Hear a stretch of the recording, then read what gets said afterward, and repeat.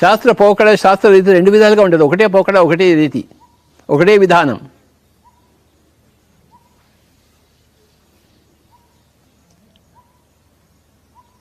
ప్రతి సృష్టికి మూల బీజం ఆ కోరిక, ఆ ఆలోచన స్రవంతి.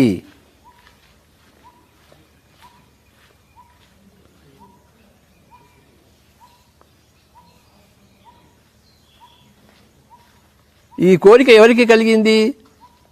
ఆత్మకు కలిగింది.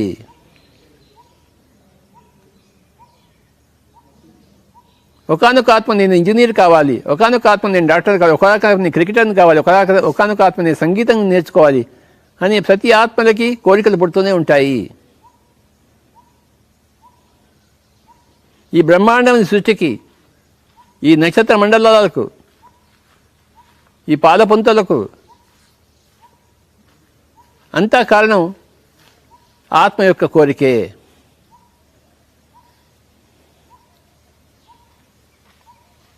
ఆత్మ యొక్క శక్తి అనంతము.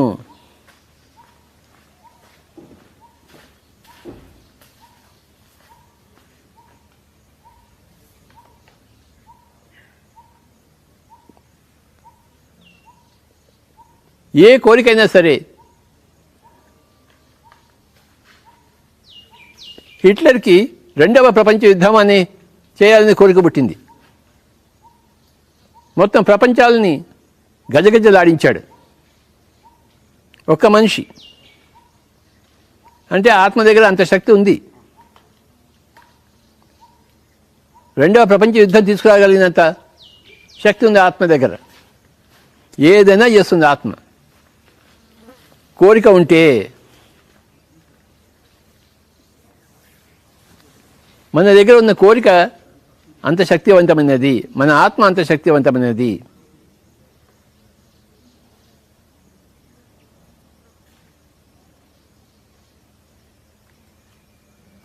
అణ్వాయుధాలను సృష్టించింది ఆత్మ.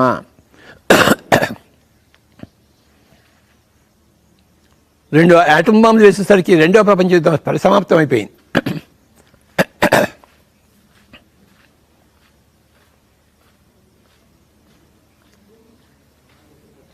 అమెరికా వాళ్ళు మానవుణ్ణి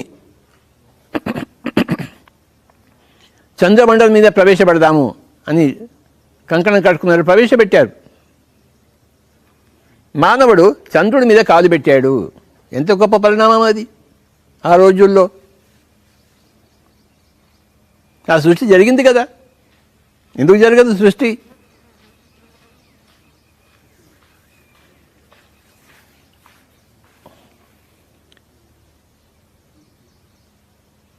మన ఆలోచన సక్రమంగా ఉంటే సక్రమ సృష్టి జరుగుతుంది, మన ఆలోచన అక్రమంగా ఉంటే అక్రమ సృష్టి జరుగుతుంది.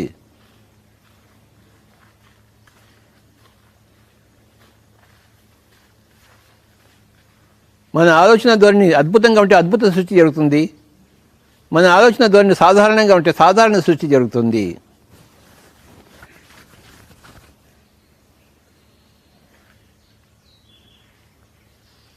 పిరమిడ్ స్పిరిచువల్ సొసైటీ మూవ్మెంట్ ఇంత విస్తారంగా ఎలా జరిగింది? కర్నూలులో ప్రారంభమై, ఒక చిన్న పిరమిడ్తో ప్రారంభమై, ఇప్పుడు ఇన్ని పిరమిడ్లు చిరువలు పలువలుగా దేశం అంతా ఎలా వచ్చాయి? మన ప్రగాఢమైన కోరిక వల్ల మనకు వచ్చాయి. అవన్నీ ఆవిర్భవించాయి. అన్నిటికీ కావాల్సిన వనరులు కుదిరాయి.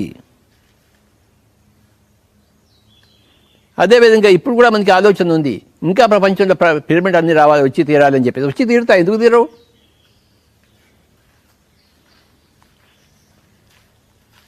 మన ఆలోచన వచ్చిన కొద్దీ ఆ సృష్టి జరుగుతూనే ఉంటుంది కదా. పిఎస్ఎస్ఎంకి ప్రపంచం అంతా పిరమిడ్ కావాలి, ప్రతి గ్రామంలోనూ పిరమిడ్ కావాలి, ప్రతి ఇంట్లోనూ చిన్న చిన్న పిరమిడ్లు ఉండాలి, పెద్ద పెద్ద పిరమిడ్లు ఉండాలి.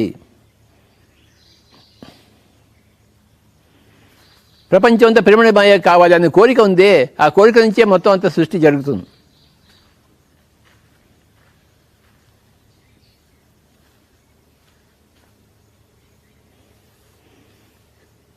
ఇప్పటిదాకా జరిగిందంతా మనం చూసుకుంటే, వెనక్కి తిరిగి నెమరేసుకుంటే, సింహావలోకం చేసుకుంటే ఇదేగా మనకు తెలిసేది. మనకి మన కోరికలు ఎంత ప్రగాఢంగా ఉన్నాయో, ఎంత పటిష్టంగా ఉన్నాయో మనకే తెలిసి వస్తుంది. ఇవన్నీ జరిగాయి కదా. ఎక్కడి నుంచి జరిగాయి? ఆకాశం నుంచి ఏదైనా ఊడిపడింది ఏంటి? ఏది ఊడిపడదు. మన ఆలోచన నుంచి అన్నీ ఊడిపడతాయి, ఆకాశం నుంచి కాదు. మన చిదాకాశం నుంచి అన్నీ ఊడిపడతాయి, మన ఆత్మాకాశం నుంచి అన్నీ ఊడిపడతాయి.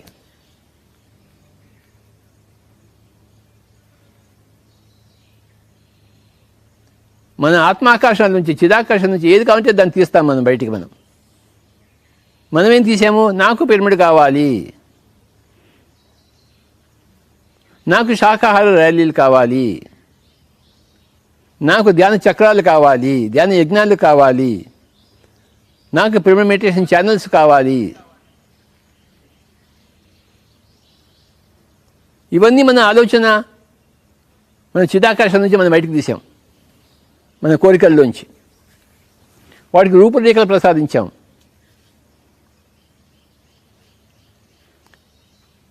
ఇవే కోరికలు ఉన్న వాళ్ళంతా ఒక సమూహంగా తయారయ్యారు. పిరమిడ్ స్పిరిచువల్ సొసైటీ మూవ్మెంట్ తయారైంది, గొప్ప మూవ్మెంట్. ఇది ఎంతవరకు వెళ్తుంది? మన కోరికలు ఎంత ప్రగాఢంగా ఉంటే అంతవరకు వెళ్తుంది.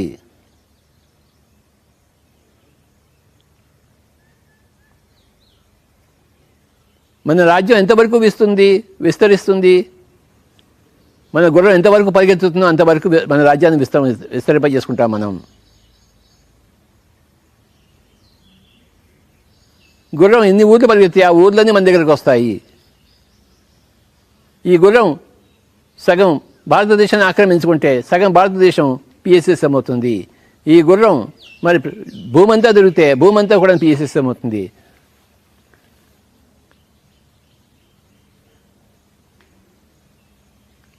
మన కోరిక ఇంకొక 10 సంవత్సరాల్లో ప్రపంచం అంతా కూడా పిఎస్ఎస్ఎం అయిపోవాలి. అది అయిపోయి తిరుగుతుంది. ఎందుకు తీరదు?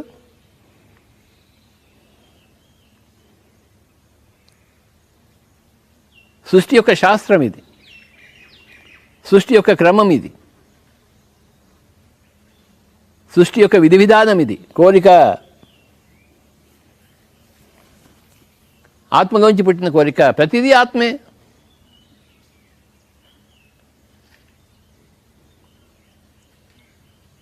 ఈ భూమాత యొక్క మనసులోంచి వచ్చింది భూమండలం, సూర్యనారాయణ యొక్క ఆత్మలోంచి వచ్చింది ఆ సూర్యుడు. అంటే ఇంత గొప్ప సృష్టి జరిగింది ఒకానొక ఆత్మలో, ఆ సూర్యనారాయణలో. ఆ భూదేవి ఆత్మలో ఇంత పెద్ద భూమండలం వచ్చింది. ఈ చెట్లు చెమలు వచ్చాయి, జంతుజాలాలు వచ్చాయి. ఎక్కడి నుంచి వచ్చాయి ఇవన్నీ? ఆ నిర్దిష్టమైన ఆలోచన. కొన్ని ఖేచరాలు, కొన్ని జలచరాలు, కొన్ని భూచరాలు, విశేషమైన ప్రకృతి, విచిత్రమైన ప్రకృతి.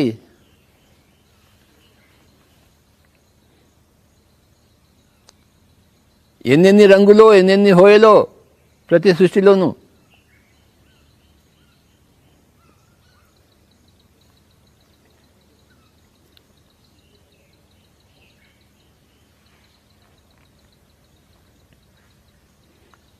ఒక చిత్రకారుడు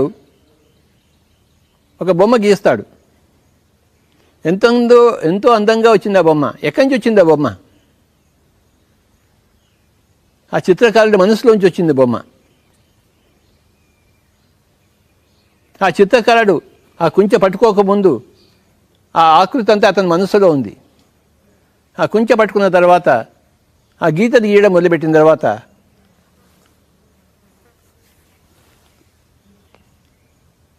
ఆ ఆకృతి బయటకు వచ్చింది, గొప్ప చిత్రం బయటకు వచ్చింది. మైకలాంజెలో, లియోనార్డో డావించి గొప్ప గొప్ప మాస్టర్స్ మనకి ఎంత గొప్ప గొప్ప చిత్రాలు ప్రసాదించారో అవన్నీ వాళ్ళ యొక్క మనసులోంచి వచ్చాయి.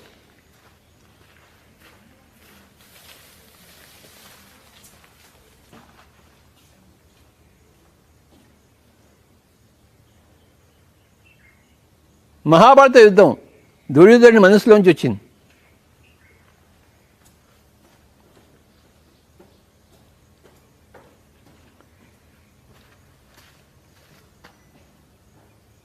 పాండవులు నేను చంపేస్తాను, వాళ్ళకి ఇంత కూడా రాజ్యం ఇవ్వను. ఆ సంకల్పం నుంచి వచ్చింది. ఆ కృష్ణుడి సంకల్పం కూడా ఆయన సంకల్పం ఉంది, పని చేయకుండా పోయింది.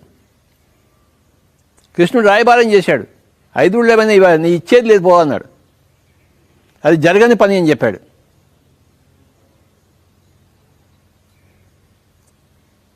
కృష్ణుడి సంకల్పం కన్నా దుర్యోధన సంకల్పం గొప్పది కనుక మహాభారత యుద్ధం జరిగింది.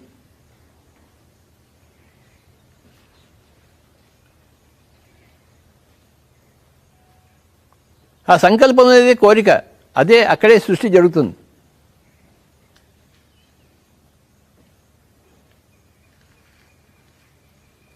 ఒకసారి అవునని 2 సార్లు కాదని అనుకుంటే, అంటే ఒక సంకల్పంతో 2 వికల్పాలు జోడైతే అది అక్కడ సృష్టి జరగదు.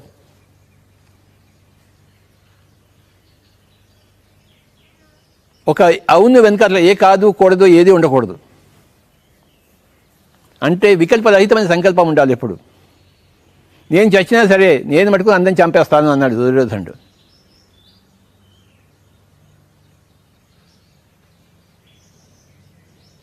మేము 100 మంది చచ్చిపోయినా సరే 5 మటుకు చచ్చిపోయి తీరాలి.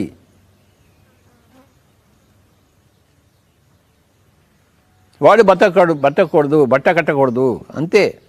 అదే నా కోరిక, అదే జరిగింది. కానీ వాడు చచ్చే బదులు వీడే చచ్చాడు. ఎందుకంటే కృష్ణుడు వాళ్ళని కాపాడుకున్నాడు. యుద్ధాన్ని ఆపలేకపోయాడు, కానీ యుద్ధంలో వాళ్ళ మరణాన్ని ఆపాడు కృష్ణుడు, పాండవుల మరణాన్ని.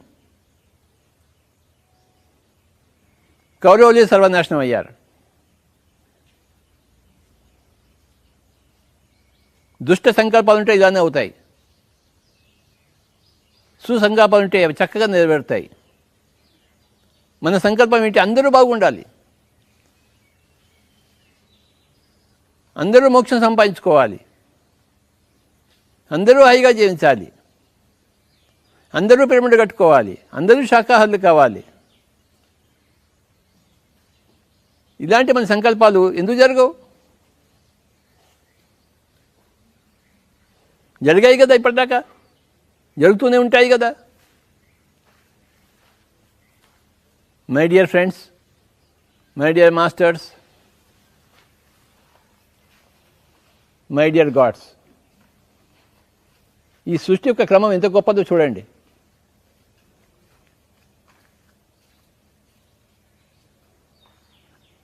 హాయిగా కూర్చున్నాం మనం, సృష్టి క్రమం గురించి ఆలోచించుకుంటున్నాం.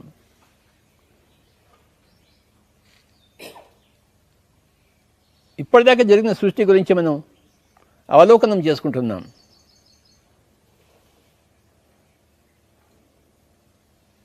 మన జీవితాన్ని మనమే పరిశీలిస్తే ఎంత చక్కగా మన సృష్టి గమనించామో మనకే తెలుస్తుంది.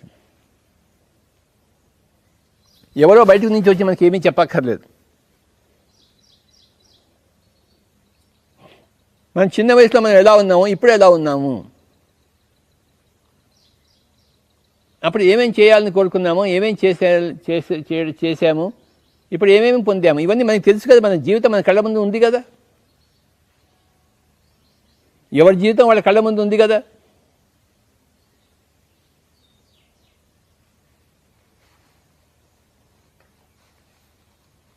మన జీవితాలకు మనమే సాక్షులం, మన జీవితాలకు మనమే ప్రమాణాలం.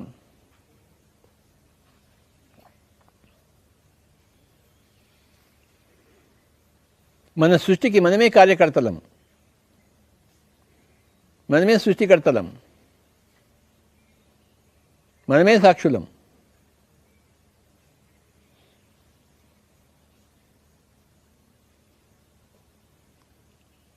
వికల్పరహితమైన సంకల్పం ఉండాలి. నాకు ఇది తప్ప ఇంకేది వద్దు, నాకు ఇదే కావాలి, నేను ఇదే చేస్తాను, ఇది తప్ప వేదొకటి చేయను, అప్పుడు అదే జరుగుతుంది.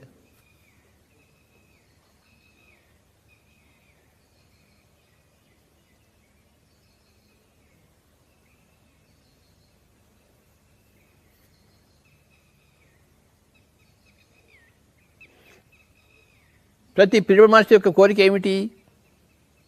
తాను పిరమిడ్ మాస్టర్ అయిన తర్వాత ప్రపంచంతో పిరమిడ్ మాస్టర్లు కావాలని చెప్పేసి. సర్వే జన సుఖినో భవంతు. అందుకోసం మన సంకల్పాలు, అందుకోసమే మన కోరికలు, అందుకోసమే మన ఆలోచన స్రవంతులు, అందుకోసమే మన సాధన దీక్షలు. అది జరుగుతుంది. యద్భావం తద్భవతి. మనం ఏ భావన పెట్టుకుంటే అది జరిగి తీరుతుంది. మన భావన పటిష్టంగా ఉండాలి, వికల్పరహితంగా, సంకల్పరహితంగా మాత్రమే ఉండాలి. ఒక అడుగు ముందుకు, 2 అడుగులు వెనక్కు కాకుండా ఎప్పుడు ప్రతి అడుగు ముందుకే ఉండాలి. వెనక్కి ఏ అడుగు వేయకూడదు. దుర్యోధనుడు వెనక్కి అడుగు వేయలేదే, హిట్లర్ వెనక్కి అడుగు వేయలేదే.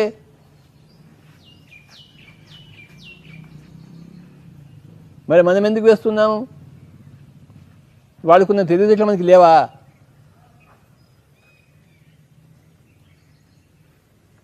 దుర్యోధనుడికి ఉన్న దీక్ష మనకెందుకు లేదు? హిట్లర్కి ఉన్న దీక్ష మనకెందుకు లేదు? బిస్మిల్లా ఖాన్కి ఉన్న దీక్ష మనకెందుకు లేదు? విరాట్ కోహ్లీకి ఉన్న దీక్ష మనకెందుకు లేదు?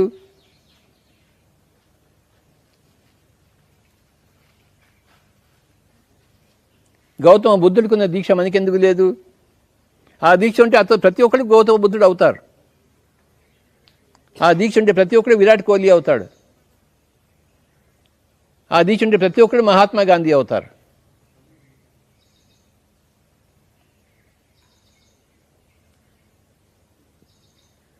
అలాంటి దీక్ష ఉంటే ప్రతి ఒక్కరు మదర్ టెరెసా అవుతారు. విశ్వనాథ సత్యనారాయణ అవుతారు. మహాకవి కాళిదాస్ అవుతారు. ఎలా అవుతారు ఎవరైనా? ఆ వికల్పరహిత సంకల్పం నుంచి, ఆ ఏకోన్ముఖమైన కోరిక నుంచి, అక్కడి నుంచి అన్నీ మొదలవుతాయి, ప్రారంభమవుతాయి, చిగురిస్తాయి, మొలకలెత్తుతాయి. ఒక పెద్ద వటవృక్షం ఉంది. ఒకప్పుడు చిన్న బీజమే కదా అది. ఆ చిన్న బీజం భూమిలో పెట్టబడినప్పుడు ఒక చిన్న అంకురం కదా వచ్చింది. తర్వాత కదా వటవృక్షం అయింది. ఎందుకు కాదు వటవృక్షంగా?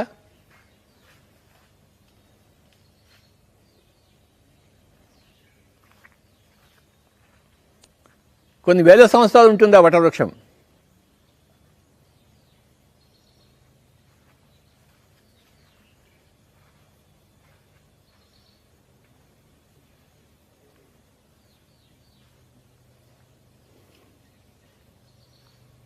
మై డియర్ ఫ్రెండ్స్, మనమే సృష్టికర్తలము. మన కోరికే సృష్టి బీజము.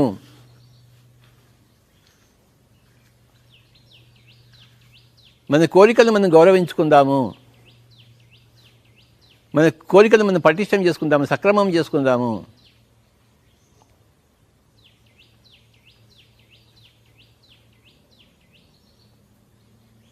మూల సృష్టికర్తకు మనమంతా సహ సృష్టికర్తలము. ఒకనొక సృష్టికర్త భూమండలాన్ని తెలియజేస్తే ఈ భూమండలం ఒక ఇల్లుని మనం కట్టుకున్నాం. మనం ఒక ఇల్లును సృష్టించుకుంటున్నాం. మనం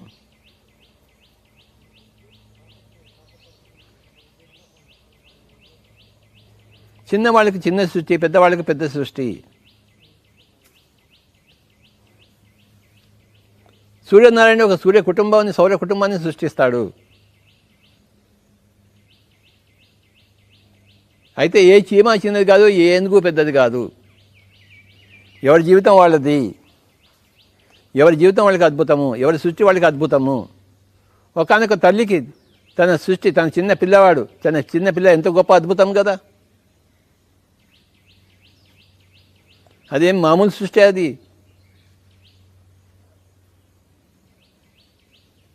తన కడుపు నుంచి ఇంకో చిన్న పిల్ల పుట్టడము, పిల్లవాడు పుట్టడము ఎంత గొప్ప సృష్టి అది. అది చిన్న సృష్టి అది కాదు కదా. ఆ సృష్టిలో జరిగింది కోరిక మూలాంది కదా. నేను తల్లిని కావాలి అనే కోరిక.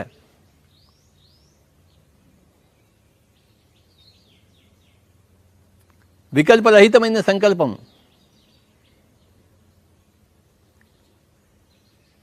వెనక్కి ఎప్పుడు అడుగు వెయ్యని ముందు అడుగే ఎప్పుడు.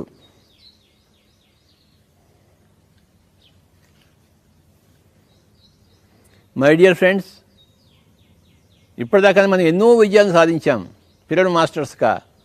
మొట్టమొదటి పిరమిడ్ మాస్టర్ అయ్యాం మన సొంత కోరిక వల్ల. నేను ఒక మాస్టర్ని కావాలన్న కోరిక వల్ల ఒక మాస్టర్ అయ్యాం మనం, ఎప్పుడో అయ్యాం. తర్వాత ప్రపంచం అంతా మాస్టర్లు కావాలన్న కోరికతో మనం నడుము బిగించాం. అవుతోంది. ఒక్కడిగా పుట్టిన ఉద్యమం ఇప్పుడు కొన్ని లక్షల మందికి చేరుకుంది, కోట్ల మందికి చేరుకుంది. మిగతా 750 కోట్ల మందికి చేరుతుంది అనతి కాలంలోనే. నీరు పల్లె మెరుగు, సత్యము వ్యాప్తి మెరుగు. నీరు పల్లె మెరుగు కదా, సత్యం వ్యాప్తి మెరుగు కదా. లోక కళ్యాణం అందరికీ కావాలి కదా, ఎవరికి స్వీయ కళ్యాణం అక్కర్లేదు.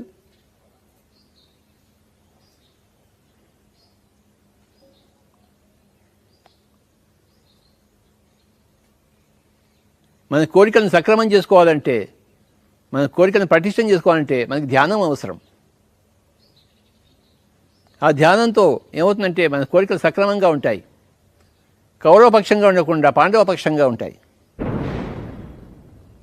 కౌరవపక్షంగా కాకుండా శ్రీకృష్ణ పక్షంగా ఉంటాయి ధ్యానం ద్వారా.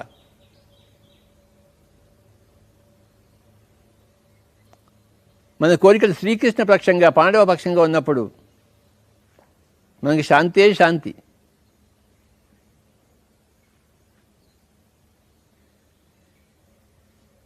మనకి కళ్యాణమే కళ్యాణం, మనకి ప్రగతే ప్రగతి, మన సౌందర్యమే సౌందర్యం.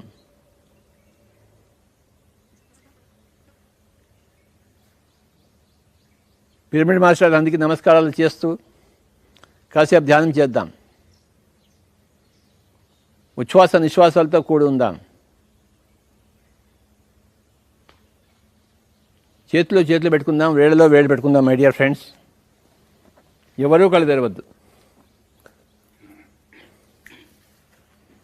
ఈ సృష్టి కార్యక్రమాన్ని మనం కొనసాగిద్దాం. మన సంకల్పాలను మరింత పటిష్టం చేసుకుందాం.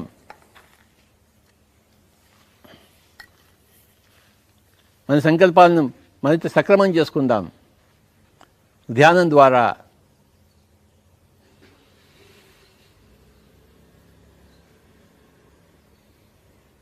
ప్రపంచం అంతా ఆరోగ్యమయంగా ఉండుగాక, అందరూ నిర్భీతితో జీవించుదురుగాక.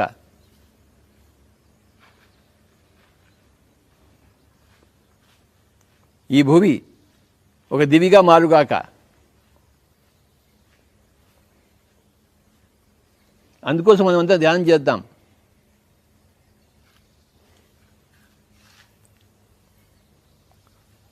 ఉచ్ఛ్వాస నిశ్వాసాలతో కూడా ఉందాం. మై డియర్ ఫ్రెండ్స్, ఒక్క 10 నిమిషాలు ఈ సుందర కైలాసపురిలో ఇప్పుడు మనం ఉన్నాం. ఈ పిరమిడ్లో మీరు ఉన్నట్టు మీరు ఊహించుకోండి. కైలాసపురిలో పిరమిడ్లో అందరూ ధ్యానం చేస్తున్నట్టు ఊహించుకుందాం. ఎక్కడ వాళ్ళు అక్కడే ఇంట్లో కూర్చున్నా కూడా మనం అందరం కలిసి సామూహికంగా ఈ కైలాసపురిలో ఉన్నామని మనం ఊహించుకుందాం. మై డియర్ ఫ్రెండ్స్, ఒక 10 నిమిషాలు ఎవరు కళ్ళు తెరవద్దు. ఉచ్ఛ్వాస నిశ్వాసాలతో కూడింది. ఏ మంత్రము లేదు, తంత్రము లేదు, యంత్రము లేదు.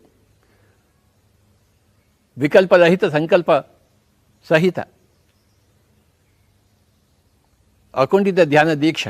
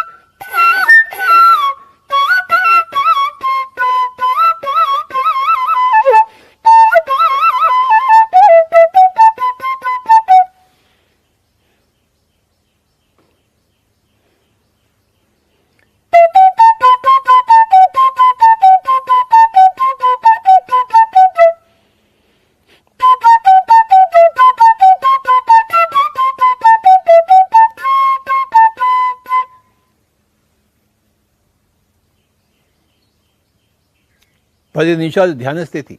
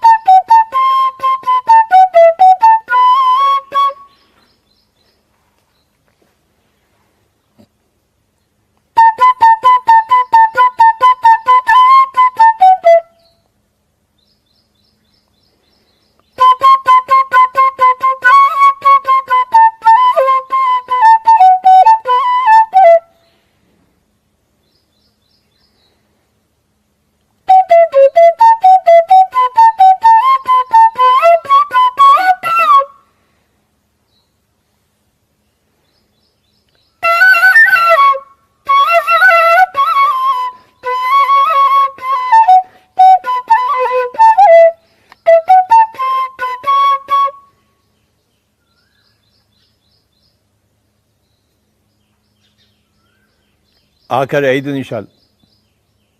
Only 5 minutes please. Be with your breath.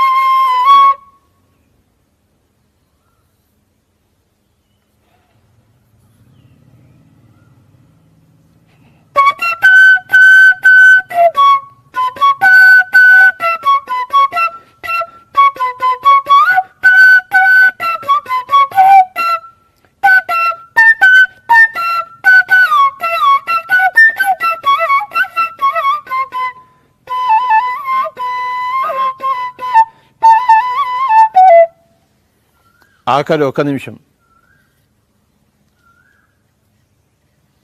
శ్వాస మీద ధ్యాస.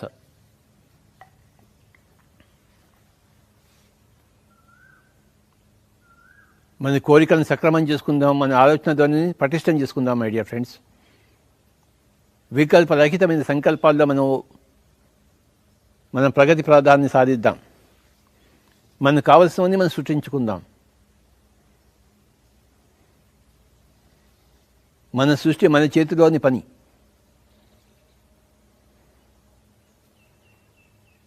దీన్ని అరచేతిలో స్వర్గం అంటారు. ఆఖరి 1 నిమిషం. అరచేతులు అంటే అరచేతలో స్వర్గం.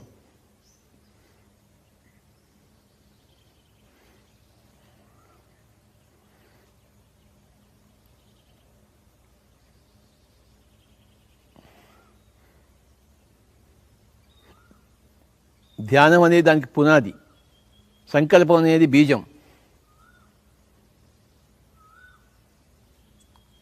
సాధన దీక్ష అనేది పాలన పోషణ. ఆఖరి 30 సెకండ్లు.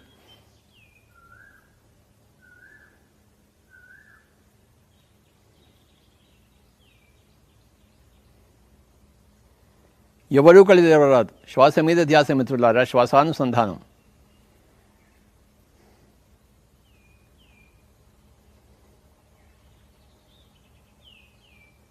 ఆఖరి 10 సెకండ్లు. 9, 8,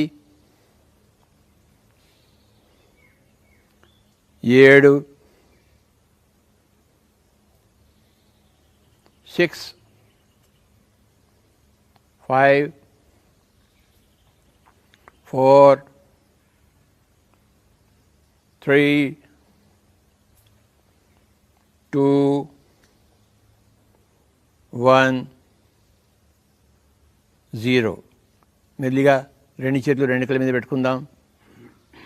5 seconds. 5, 4, 3, 2, 1, 0. రెండు చేతులు తీసేసి ఇక్కడ రెండు తిరుగుదాం మై డియర్ ఫ్రెండ్స్. సృష్టికర్తలందరికీ ప్రణామాలు. Thank you very much.